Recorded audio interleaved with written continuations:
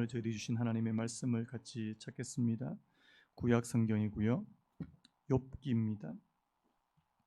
욥기 2장 1절에서 10절까지 말씀을 우리 한 절씩 교독하도록 하겠습니다. 욥기 2장 1절에서 10절까지 말씀 우리 한 절씩 교독하도록 하겠습니다. 제가 먼저 읽겠습니다. 또 하루는 하나님의 아들들이 와서 여호와 앞에 서고 사탄도 그들 가운데에 와서 여호와 앞에 서니 여호와께서 사탄에게 이르시되 내가 어디서 왔느냐. 사탄이 여호와께 대답하여 이르되 땅을 두루 돌아 여기저기 다녀왔나이다. 여호와께서 사탄에게 이르시되 내가 내 종 욥을 주의하여 보았느냐. 그와 같이 온전하고 정직하여 하나님을 경외하며 악에서 떠난 자가 세상에 없느니라. 내가 나를 충동하여 까닭 없이 그를 치게 하였어도 그가 여전히 자기의 온전함을 굳게 지켰느니라. 사탄이 여호와께 대답하여 이르되 가죽으로 가죽을 바꾸오니 사람이 그의 모든 소유물로 자기의 생명을 바꾸올지라. 이제 주의 손을 펴서 그의 뼈와 살을 치소서. 그리하시면 틀림없이 주를 향하여 욕하지 않겠나이까. 여호와께서 사탄에게 이르시되 내가 그를 내 손에 맡기노라. 다만 그의 생명은 해하지 말지니라. 사탄이 이에 여호와 앞에 물러가서 욥을 쳐서 그의 발바닥에서 정수리까지 종기가 나게 한지라. 욥이 제 가운데 앉아서 질그릇 조각을 가져다가 몸을 긁고 있더니 그의 아내가 그에게 이르되 당신이 그래도 자신의 온전함을 굳게 지키느냐. 하나님을 욕하고 죽으라. 같이 읽겠습니다.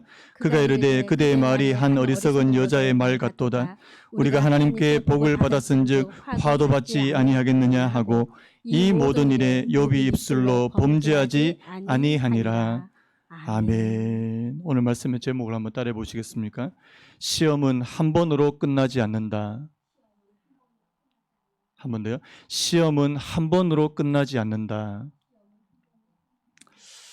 오늘 말씀을 제가 준비하다가 문득 제가 옛날에 제 고등학교 때 일이 좀 생각이 났습니다. 여러분, 제가 학교 다닐 때 뭐가 있었냐니까 단체 기합이라는 게 있었습니다. 지금 요즘 학교에서는 정말 찾아보기 힘든 그런 건데요. 반에서 몇몇 아이들이 이제 막 소란을 피우거나 아니면 선생님의 심기를 거슬렸다 그러면 이제 영락없이 단체로 기합을 받는 겁니다. 저희 때는요, 선생님들이 굉장히 무서웠거든요. 진짜 여러분 그 빠따 아십니까? 빠따. 배트. 우리 때는 빠따라 불렀는데요. 진짜 알루미늄 빠따를 가지고 계셨어요. 그래서 제가 아직도 기억이 나는데 고3 때였습니다.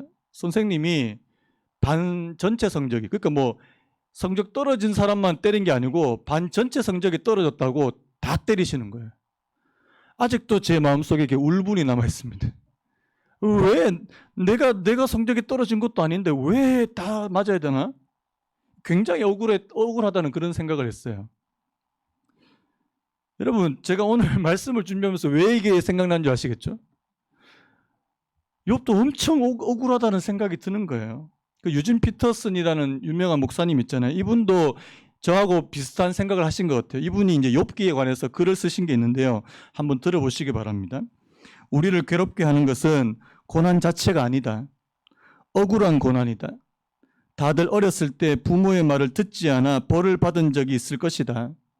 그 처벌이 우리의 잘못에 합당할 때 우리는 정당하다고 여기고 잘못을 저지르면 벌을 받는구나 하고 생각하게 된다. 그러나 우리가 나이가 들어감에 따라 우리가 저지르는 잘못의 크기와 우리가 겪는 고통의 강도가 정비례하지 않는다는 것을 깨닫고 놀라게 된다. 여러분 다 느끼시는 거 아닙니까? 더 놀라운 사실은 오히려 그와 정반대인 경우가 많다는 것이다. 옳은 일을 하고서도 매를 맞기도 하고 있는 힘껏 최선을 다하고 나서 보상을 기대하며 손을 내밀었다가 느닷없이 뒤통수를 얻어맞고 비틀거리며 쫓겨나기도 한다. 이런 고난이 우리를 당혹스럽게 하고 더 나아가 분노하게 만드는 고난이다. 뭐 이렇게 좀 길지만요. 참 억울한 고난에 대해서 좀 이야기하고 있는 거 아니겠습니까? 여러분, 성경에 자주 등장하는 주제 가운데 하나가 뭔지 아십니까? 왜 의로운 자가 억울한 고난을 받는가? 여러분 오늘 이 욥기가 계속해서 말씀하는 건 이 부분이잖아요. 그런데 이와 정반대의 또 주제가 뭐냐니까요. 그렇다면 왜 악인은 형통한가, 이 부분입니다. 진짜 의롭게 사는 사람은 복을 받고 형통해야 마땅한데 의로운 사람은 오히려 고난을 받고요. 그에 비해서 그와 정반대로 악인들은 오히려 형통하고 잘 되더라는 거예요. 여러분 잘 아시는 그 시편 73편이 이 아삽의 시인데요. 이 시편 73편이 그 대표적인 경우거든요. 73편 2절 3절에 이런 말씀이 있습니다. 나는 거의 넘어질 뻔하였고 나의 걸음이 미끄러질 뻔하였으니 이는 내가 악인의 형통함을 보고 오만한 자를 질투하였음이로다. 아삽이라는 사람이 믿음이 좋았는데 진짜 자신이 믿음에서 진짜 실족할 뻔했다. 믿음을 완전히 다 잃어버릴 뻔했다. 그 이유가 뭐라고요? 악인이 너무 잘 됐더라는 거예요. 저 사람은 하나님의 벌을 받아야 마땅할 사람인데 저렇게 잘 사는데요. 오히려 오늘 이 욥과 같은 사람은 억울한 고난 가운데 있더라는 사실입니다. 왜 이런 거예요? 너무 이게 부조리, 이 세상은 정말 우리가 생각하는 대로 잘 돌아가지 않더라. 이번 주에 제가 어느 목사님이 저를 찾아오셨어요. 저희 동네에서 같이 개척교회 하시는 목사님이셨습니다. 이 양곡 쪽인데요. 이분이 이제 교회를 개척하고 한 3년 동안 열심히 했는데도요, 이 개척이 잘 안 되는 거예요. 그런데 더 심한 거는 주인이 갑자기 그 자리를 빼라고 이야기하는 거예요. 갑자기 나가라 그러는 거예요. 이 목사님이 갑자기 어디를 갑니까? 그래가지고 뭐 성도들은 하나 둘씩 다 떠나고 진짜 딱 한 가정하고 목사님 가정만 남은 거예요. 이 목사님 기가 막히잖아요. 그러니까 어디 금식 기도원 들어가신 겁니다. 그래서 제가 알기로는요, 수개월 동안 금식하셨어요. 그런데요, 진짜 기적과 같은 일이 일어났습니다. 장기동에 정말 좋은 자리인데 정말 좋은 조건에 이제 교회 자리가 하나 난 겁니다. 그래서 이 목사님이 정말 하나님의 은혜로 정말 할렐루야를 부르면서 거기 들어가셨어요. 그게 작년 11월입니다. 기가 막히죠. 그래서 저도 그분 거기 갔다 그래서 잘 됐다. 진짜 잘 됐다. 근데 웬걸요? 작년 11월에 거기 딱 들어갔는데요. 원래 1월 달에 바로 코로나 터진 거 아닙니까? 이 목사님이 저한테 와서 하시는 하소연이 목사님 왜 이랬습니까? 힘듭니다. 자, 거기다 대고 저도 목사님 저도 지금 힘들어 죽겠는데 이 얘기를 못 하겠는 거예요. 여러분 왜 이런 겁니까? 지난주에 우리가 하나님을 경외하는 욥이 하루아침에 모든 것을 다 잃어버린 것을 보았지 않습니까? 재앙이 4번에 겹쳐가지고요. 그것도 갑자기요. 스바 사람들에 의해서 소와 나귀를 잃고 하늘에서 불이 떨어져서 양과 종들을 불사르고요. 갈대아 사람들이 낙타를 빼앗아 갔고 마지막에 대풍으로 그의 사랑하는 자녀들을 한꺼번에 다 잃었습니다. 여러분 우리가 상상할 수 있는 그 고난의 범주를 좀 넘어서는 것 같아요. 그런데요, 오늘 이 욥을 더 힘들게 만드는 것은 왜 자기가 그런 고난을 당해야 되는가, 그 이유를 모르고 당하는 거 아닙니까? 여러분 오늘 본문을 읽어보면요, 이 욥이 억울한 고난을 당하고 있다는 사실을 좀 분명하게 드러내 보이는 그런 구절이 있습니다. 자, 우리 3절 말씀을 다시 한번 우리 같이 한번 읽어봤으면 좋겠는데요. 2장 3절 우리 같이 한번 읽어보겠습니다. 시작. 사탄에게 이르시되 내가 내 종 욥을 주의하여 보았느냐? 그와 같이 온전하고 정직하여 하나님을 경외하며 악에서 떠난 자가 세상에 없느니라. 내가 나를 충동하여 까닭없이 그를 치게 하였어도 그가 여전히 자기의 온전함을 굳게 지켰느니. 여기서 여러분 까닭없이라는 표현을 보십시오. 네가 나를 충동하여 까닭없이 그를 치게 하였어도. 여러분 하나님도요, 욥이 왜 그런 고난을 당해야 될 이유가 없다는 사실을 지금 인정하고 계신다는 사실입니다. 왜 그런 겁니까? 욥이 고난 당한 순전히 이 사탄의 고발 때문에 나는 거예요. 사탄이 지금 뭘 의심했습니까? 욥의 믿음의 순수성을 의심했잖아요. 앞에서 뭐라고 그랬습니까? 욥이 하나님께 엄청 복을 많이 받았으니까요. 그때도 욥이 까닭 없이 하나님을 경외하리까? 욥이 하나님께 복을 많이 받는 게 많으니까 하나님 앞에 그렇게 경외하고 충성을 다하는 거 아닙니까? 그게 사실이 아니라는 것을 증명하려면 욥에게 주신 것을 다 빼앗아 보십시오. 이게 사탄의 첫 번째 시험이었잖아요. 결과가 어땠습니까? 욥에게 주신 것을 우리 1장에서 봤잖아요. 다 제거했습니다. 욥에게 주신 재산, 모든 재산, 그리고 욥에게 주신 그 10명의 자녀, 모든 자녀들을 하루아침에 다 빼앗아 갔는데도 여러분, 욥은 그의 믿음에서 이탈하거나 떨어지거나 하나님을 예배하는 것을 멈추었습니까? 그렇지 않더라는 거죠. 그는 여전히 하나님 앞에 예배하는 사람이었다는 사실입니다. 우리가 앞에서 지난주에 봤던 것처럼 주시니도 여호와시요 취하시니도 여호와시니 오직 여호와의 이름이 찬송을 받으실지어다. 아멘 아닙니까? 여러분, 사탄의 그 참소, 사탄의 고발이 이게 거짓임이 증명된 거 아닙니까? 여기서 끝나야 되잖아요. 근데 문제는 여기서 안 끝난다는 게 문제예요. 여기서 안 끝난다는 게 문제예요. 사탄은요, 자, 오늘 1장 12절에 나오는 이 하나님의 명령을 좀 못마땅해 하는 것 같습니다. 자, 1장 12절에 이런 말씀이 있습니다. 여호와께서 사탄에게 이르시되 내가 그의 소유물을 다 내 손에 맡기노라. 다만 그의 몸에는 내 손을 대지 말지니라. 하나님께서 뭐를 금지하셨어요? 사탄이 욥의 몸에 손을 대는 것을 금지하셨다는 사실입니다. 사탄이 이걸 마음에 들어 하지 않아요. 그래서 오늘 2장에 이 욥에 대한 고발을 한껏 더 강화시킵니다. 4절 5절을 보십시오. 사탄이 여호와께 대답해 이르되 가죽으로 가죽을 바꾸오니 사람이 그의 모든 소유물로 자기의 생명을 바꾸올지라. 여러분, 가죽으로 가죽을 바꾼다, 이게 무슨 말이에요? 굉장히 좀 애매한 말인데요. 이 가죽으로 가죽을 바꾼다는 이 말씀은요, 이제까지 욥에게 빼앗은 것은 그의 겉가죽일 뿐이라는 것입니다. 그에게 있었던 모든 재산, 그에게 있던 모든 자녀는 그냥 겉가죽일 뿐이라는 거예요. 그래서 가죽으로 가죽을 바꿀 수 있다는 겁니다. 이렇게 풀었을 수 있습니다. 겉가죽은 또 다른 겉가죽으로 대신할 수 있다. 그와 그의 가족과 재산은 겉가죽일 뿐이다. 이제 욥의 몸을 쳐봐야 욥의 경건의 진정한 실체를 알 수 있다. 이런 뜻입니다. 저는 이거 보면서요, 사탄은 진짜 나쁜 놈이다. 진짜 나쁜 놈이다. 강단에서 놈자를 써서 죄송한데요, 진짜 나쁘지 않습니까? 이 정도 시험하면 됐지 않습니까? 그런데 아직까지 내가 욥의 그 실체를, 욥의 경건의 실체를 내가 아직 믿지 못하겠다는 거예요. 어디까지요? 그의 몸을 쳐보십시오. 가죽으로 가죽을 바꾸니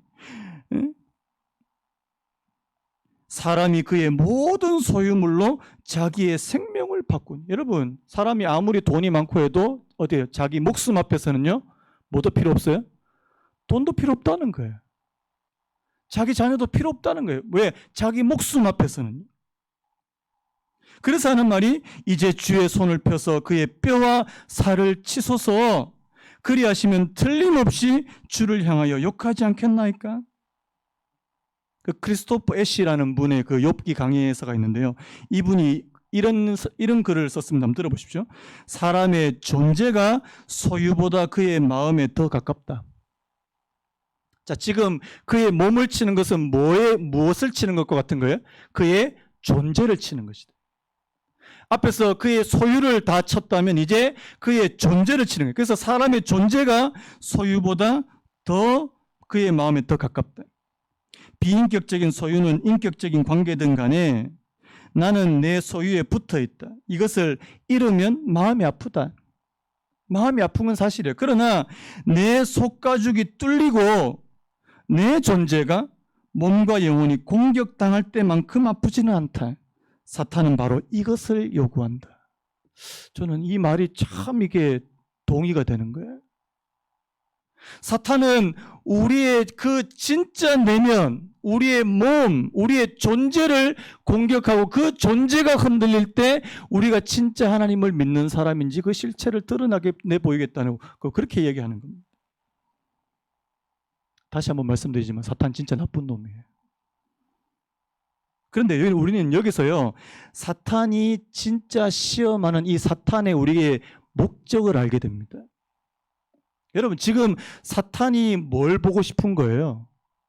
사탄은 시험을 이기고 시험을 통과하는 욥을 보고 싶은 겁니까? 아니면 완전히 무너지는 욥을 보고 싶은 겁니까? 저는 후자라고 생각해요. 사탄은 무너지는 욥을 보고 싶은 거예요. 여러분, 하나님의 의도는 뭘까요? 욥이 그럼에도 불구하고 안 무너지기를 그렇게 바라시는 거예요. 시험에서 통과하기를 원하시는 거예요. 참 충격적인 게 뭡니까? 이런 두 번째 사탄의 제안도 하나님께서 받으신다는 게 참 충격적인 거예요.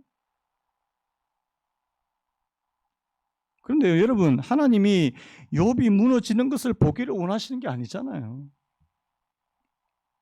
여러분, 앞에서 욥이 모든 소유, 그의 소유를 잃어버렸을 때에도 하나님은 예배를 받으시기에 합당하시다는 점이 증명이 되었지 않습니까? 그렇다면요, 그것뿐만 아니라 이제는 욥이 그의 몸이, 그의 존재가, 그의 존재 자체가 흔들릴 때요, 여전히 하나님을 예배할 수 있다면 이것은 완전히 증명되는 게 아니냐는 사실입니다. 하나님의 영광이 드러날 거 아니냐는 사실입니다. 이게 이제 두 번째 시험이에요. 욥이 온전하고 깊은 순종을 여기서도 보여줄 수 있다면, 여러분, 하나님은 정말 대단하신 분 아닙니까? 뭐 욥도 대단하지만요. 제가 그래서 오늘 본문으로 좀 들어가서 좀 더 살펴보기를 원하는데요. 자, 오늘 이 두 번째 시험은 첫 번째 시험과 조금 다른 점이 있는데요. 뭐가 다르냐니까 재앙이 즉시 일어난다는 사실입니다. 자, 우리 앞에서 우리 1장에서는 뭐가 있었냐니까 1장 6절에 이런 표현이 나오죠. 하루는, 그 다음에 13절에 보면 또 하루는, 이 뭐예요? 일정한 시간의 간격이 있었다는 사실입니다.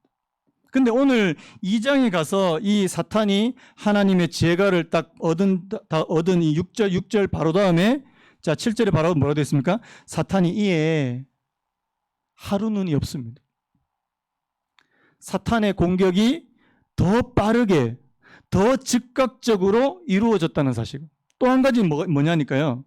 우리가 첫 번째 시험에서는, 자, 첫 번째 시험에서는 사탄이 어떤 수단을 통해서 이 욥에게 이 재앙을 가져다 주냐니까 뭡니까? 사람들을 통해서요. 스바 사람들, 갈대아 사람들. 그 다음에 두 번째 뭐예요? 자연재해를 통해서요. 하늘에서 불이 떨어지고 바람이 불고. 이건 간접적인 거잖아요. 그런데 이번에 두 번째 시험은 어떠냐니까, 자, 오늘 말씀에 7절 말씀 뭐라고 됐어요? 사탄이 이에 여호와 앞에 물러가서 욥을 쳐서, 자, 누가 욥을 칩니까? 사탄이 직접 치더라는 사실.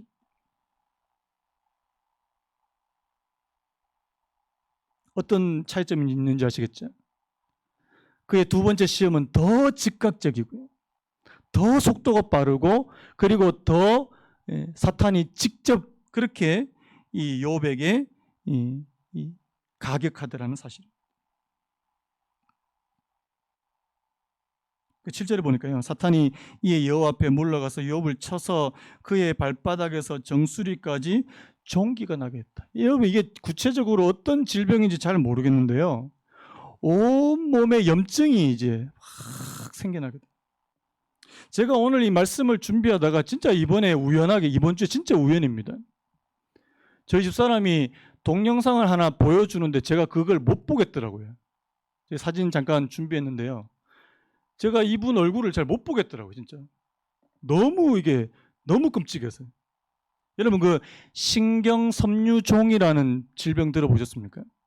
이게 뭐냐니까 제가 사전에 찾아보니까 슈반 세포의 비정상적인 증식 때문에 생기는 말초신경의 종양 뭐 이런데 저는 이게 잘 모르겠더라고요. 쉽게 말하면 신경계통에 이제 종양이 생기는 그런 질병인데요.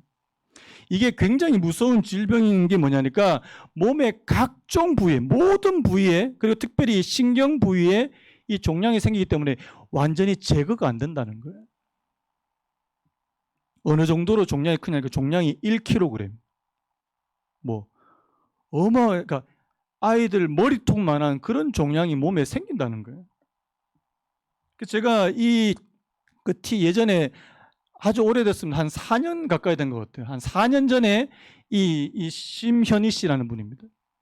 이분 이제 사연이 이제 전파를 탔는데 이제 굉장한 반향이 있었어요. 이 신경섬유종이라는 병이 이제 본격적으로 이제 알려지기 시작했고요. 이분도 종양 제거 수술을 뭐 수십 차례 받았답니다. 그의 나이 33살이에요. 33살인데 몸은 아이 몸입니다. 아이 몸. 왜냐니까 종양이 모든 영양을 다 빨아먹는데요. 여기 보시면 지금 머리는 아예 이 두개골이 한 몰이 됐고요. 결국에 2년 전에 수술하다가 과다출혈로 돌아가셨습니다. 여러분 오해 안 하셨으면 좋겠는데요. 모든 질병이 사탄이 직접적으로 공격한 결과는 아닙니다. 여러분 오해하지 마십시오.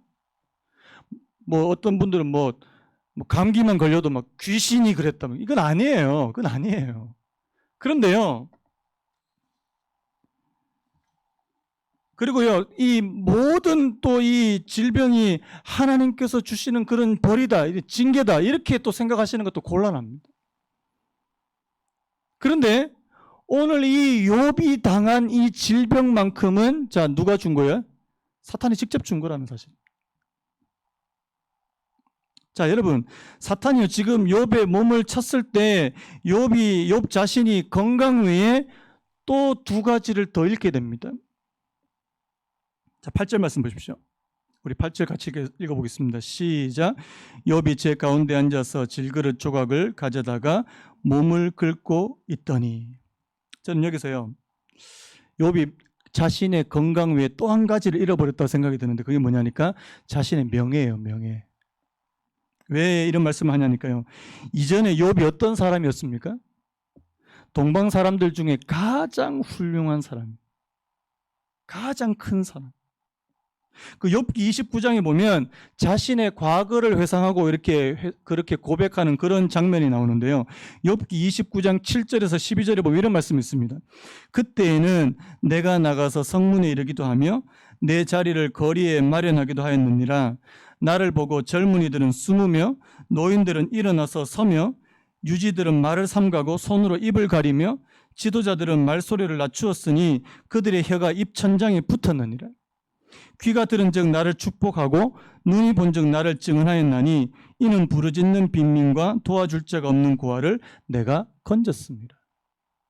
여러분 욥이 과거에 어떤 사람이었는지를 잘 보여주는 말씀 아닙니까? 모든 사람들이 다 욥을 존경했다는 거예요. 모든 사람들이 욥을 큰 사람으로, 훌륭한 사람으로 그렇게 여겼다는 사실입니다. 그런데 그 욥이 지금 어디 있다고요? 재 가운데 있더라. 여러분 여기 말한 이 재 가운데란 말은 쓰레기 소각장을 말씀하는 것입니다. 쓰레기 소각장. 여러분 그 당시도 그렇고 예루살렘, 이스라엘도 그렇습니다. 그 도심, 그 도성 밖에 뭐가 있냐니까 쓰레기를 태우는 공간이 있다니. 항상 불이 펴져 있는. 그래서 항상 연기가 나고 이제 불이 있는. 거기서 그래서 이 잿더미가 있는. 그래서 지금 이 욥이 앉아 있는 곳이 어디냐? 바로 쓰레기 소각장이라는 사실입니다. 여러분 비참하지 않습니까? 비참하지 않나요? 그런데요, 참 이게 재미있는 게 뭐냐니까, 뭐 재미있는 건 아니지만, 공교롭게도 이 예루살렘 서쪽에 있는 그 쓰레기 소각장이에요. 이거를 흰놈의 골짜기라 그러는데요. 이 쓰레기 소각장 이름이 흰놈의 골짜기예요. 이거를 헬라어로 하면 게헨나. 여러분 게헨나가 근데 무슨 뜻인지 아십니까? 지옥이라는 뜻입니다. 이게 참 공교로운데요. 그 예루살렘 성 밖에 그 항상 쓰레기를 태우는 그래서 항상 불이 있고 재가 있고 그렇게 더러운 쓰레기가 있는 그곳을 뭐라고 부르냐니까 지옥이라고 부르더라는 사실이에요. 뭘 말해주는 겁니까? 지금 욥은요 지옥 근처까지 가 있다는 겁니다. 지옥 근처까지. 지금 지옥에 가 있다 이렇게 말해도 틀리지 않다는 사실이에요. 욥이 자신의 모든 명예도 잃어버리고 자기의 건강도 잃어버리고 자, 또 한 가지 잃어버린 게 있습니다. 자기 사랑하는 사람을 잃습니다. 9절을 보십시오. 그의 아내가 그에게 이르되 당신이 그래도 자기의 온전함을 굳게 지키느냐 하나님을 욕하고 죽으라. 사실 그래도 옆에 사랑하는 아내가 그래도 끝까지 있었으면 이 아내도 뭐라고 얘기합니까? 하나님 욕하고 죽어라. 욥이 모든 재산과 자녀 첫 번째 시험 때도 욥의 곁을 지켰던 사람이 저는 욥의 아내라고 생각이 듭니다. 그런데요, 이제 욥이 병도 없고 사람들로부터 이제 배척을 당하고 제 가운데 앉으니까 이제는 욥의 아내도 더 이상 버텨낼 재간이 없는 거 아닙니까? 당신이 이런 지경에도 믿음을 지킬 건가요? 하나님을 저주하고 스스로 목숨을 끊으세요. 이런 뜻입니다. 이 말은 자결하라는 뜻입니다. 사실 이 욥의 아내가 이 한마디 때문에 나중에 혹독한 평가를 받아요. 그 성 어거스틴이라는 분이 이 욥의 아내를 가리켜서 마귀의 협조자다. 칼빈은 사탄의 도구다. 왜냐니까요. 이 욥의 아내가 했던 이 말이 정확하게 누가 하고 싶은 말이에요? 사탄이 하고 싶은 말이에요. 하나님을 욕하고 하나님을 저주하고 죽으십시오. 하나님을 저주하고 모든 믿음을 다 버리십시오. 이게 사탄이 너무너무 해주고 싶은 말이었다는 사실. 그 말을 누가 대신해 주냐니까 이 욥의 아내가 대신해 주더라는 사실. 나중에 그 욥기 19장에도 이런 표현들이 나오는데요. 욥기 19장 13절에서 17절이에요. 나의 형제들이 나를 멀리 떠나게 하시니 나를 아는 모든 사람이 내게 낯선 사람이 되었구나. 내 친척은 나를 버렸으며 가까운 친지들은 나를 잊었구나. 내 집에 머물러 사는 자와 내 여종들은 나를 낯선 사람으로 여기니 내가 그들 앞에서 타국 사람이 되었구나. 내가 내 종을 불러도 대답하지 아니하니 내 입으로 그에게 간청하여야 하겠구나. 내 아내도 내 숨결을 싫어하며 뭐라고요? 내 아내도 내 숨결을 싫어하며 내 허리의 자식들도 나를 가련하게 여기는구나. 여러분 이 욥의 자신의 비참함, 너무나도 외로움. 여러분 고난을 당하면요 사람들이 떠납니다. 불변에 질린 것 같아요. 너무나도 극심한 고난을 당하면 주변에 사람이 아무도 없는 것처럼 느껴집니다. 외로움이에요. 여러분 제가 지금 주일 오전부터 참 이렇게 무거운 설교를 여러분들하고 하게 됐는데요. 사실 우리가 욥처럼 이 정도의 고난은 안 당하지 않습니까? 목사님 모르시는 말씀하지 마세요. 제가 지금 욥보다 더 했으면 더 했지 못하진 않습니다. 이렇게 말하시는 분들이 혹시나 계실지 모르겠습니다. 그래서 제가 어떤 분이 저한테 이런 얘기 하셨어요. 주변에 어려운 분, 진짜 어려운 분이 있습니다. 그래서 제가 뭐라고 했는지 아십니까? 욥기를 읽으세요. 욥기를. 진짜 욥기를 읽으십시오.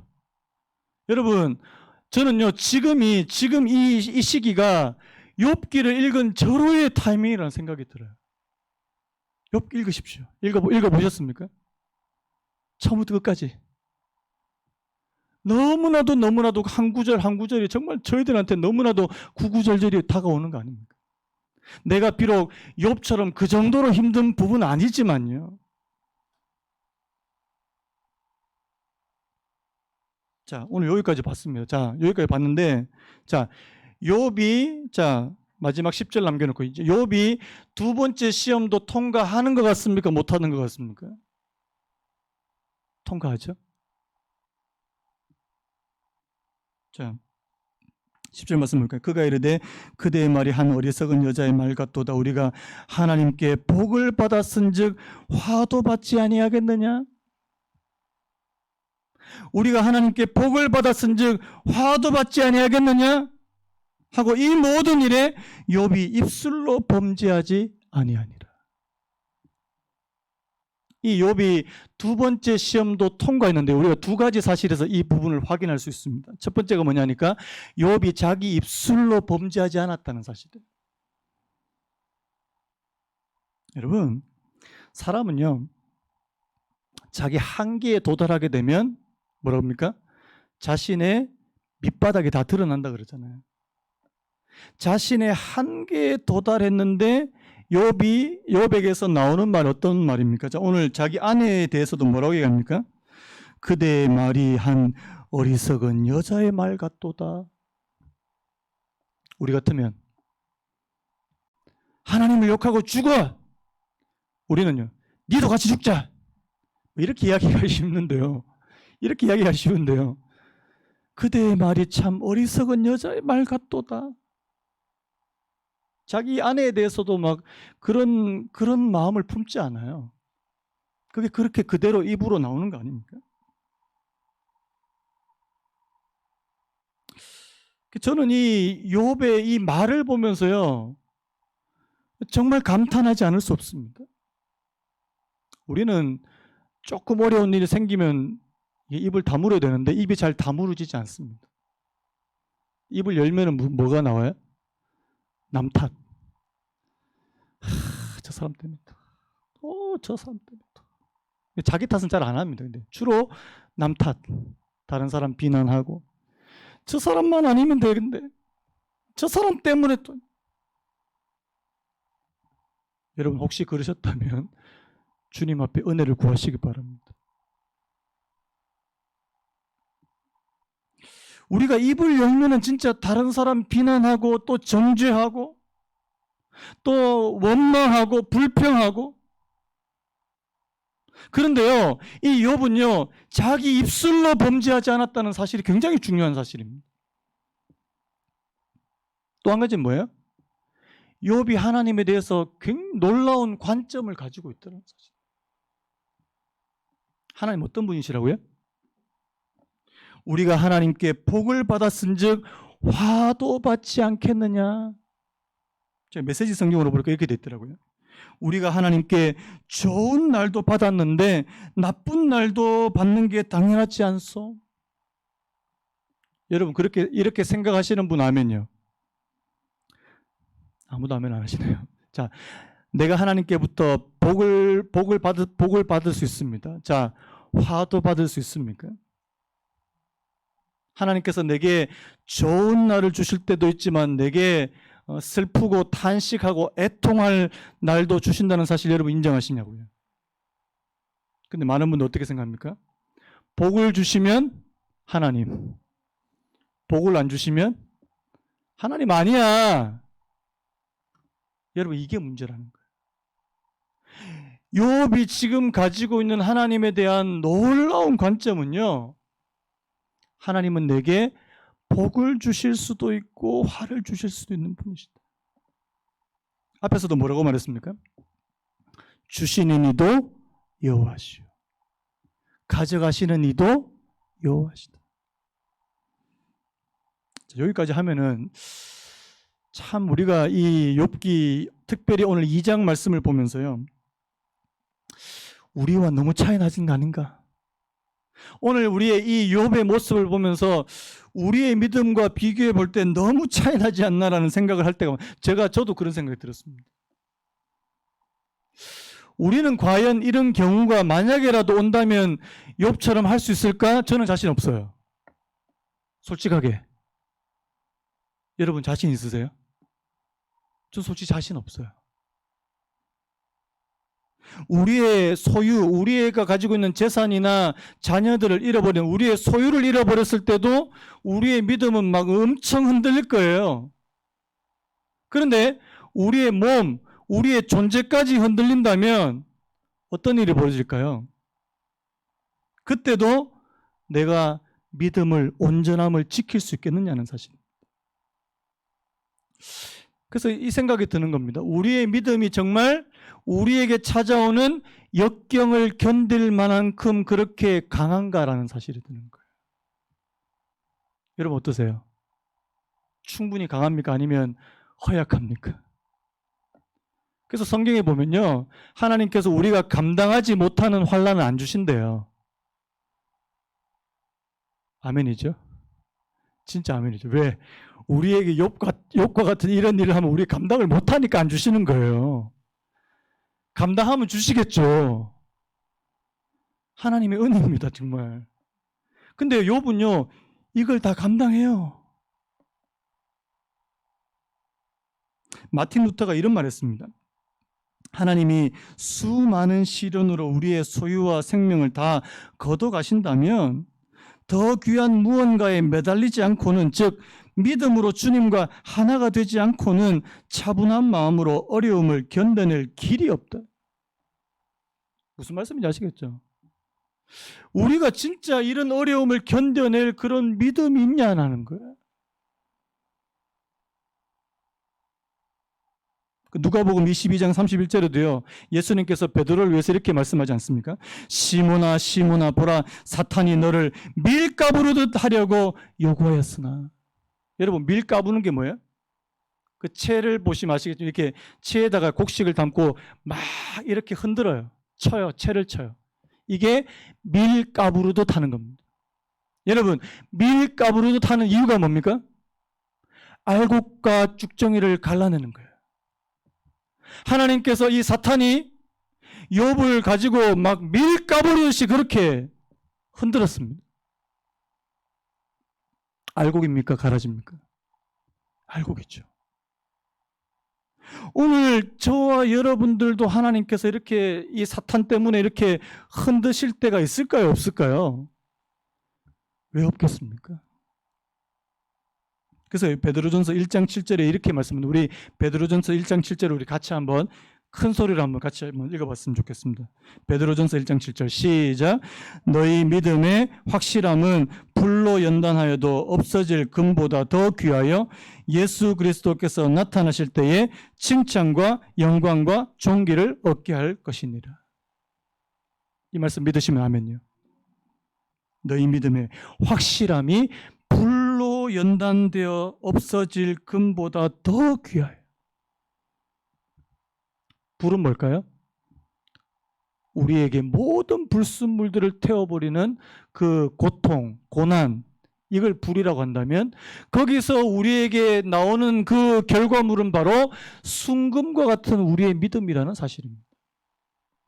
여러분, 이 세상, 자연 세상에서는요, 순금이 없어요. 순금 없습니다. 그냥 금이 섞여 있는 금광석은 있는데 순금은 없어요. 어떻게 해요? 그거를 용광로에다 집어넣어 버리잖아요. 왜요? 불순물은 제거되고 거기서 순전한 금을 얻기 위해서요. 그래서 여러분, 성경에 보면 많은 경우에 신자들에게, 성도들에게 찾아오는 이 고난과 고통을 불에다가 비유한다는 사실입니다.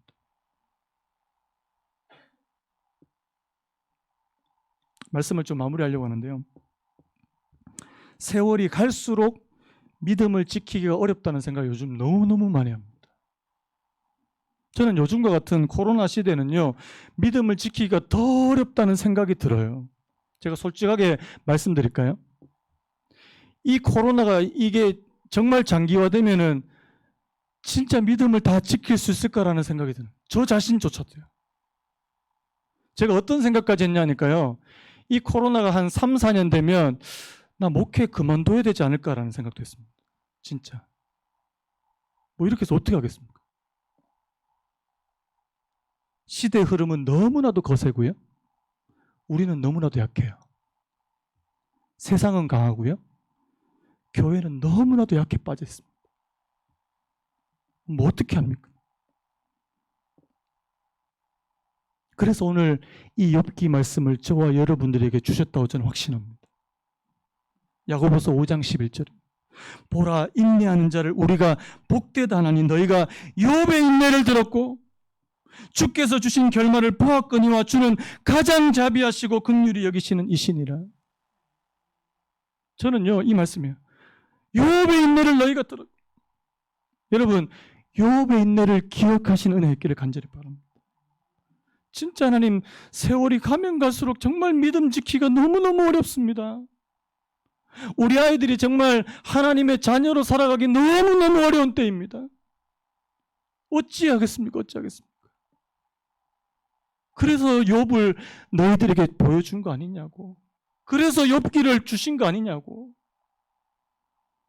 너희가 욥의 인내를 들었고 주께서 주신 결말을 보았거니와, 그 다음에요, 주는 가장 자비하시고 긍휼히 여기시는 이시니라. 하나님께서 우리에게 자비와 긍휼을 베풀어 주시지 아니하시면 우리 한순간도 우리 믿음을 지킬 수 없다는 사실을 여러분 고백하시고요. 하나님, 내가 오늘도 주님 앞으로 나아가기를 원합니다. 이 어려운 때, 하나님, 이 코로나와 같은 이 어려운 때에 하나님, 저희들이 주님 앞으로 나아가기를, 완전하신 주님. 저 오늘요, 이 말씀과 아까 부른 찬양이 너무너무 저는 연관이 된다는 생각이 듭니다. 우리는 연약하고 하나님은 완전하신 분이십니다.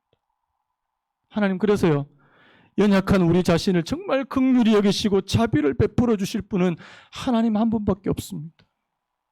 그 하나님 앞으로 저와 여러분들이 나아가시는 은혜가 있기를 간절히 바랍니다. 우리 찬양 같이 부르고 오늘 예배 마쳤으면 좋겠는데요. 주여, 우린 연약합니다. 우린 오늘을 힘겨워합니다. 주 뜻 이루며 살기에 부족합니다. 우린 연약합니다. 주여, 우린 넘어집니다. 오늘 하루 또 실수합니다. 주의 긍휼을 구하는 죄인입니다. 우린 주만 바라봅니다. 오늘 말씀과 오늘 가사를 생각하시면서 우리 같이 찬양했으면 좋겠습니다.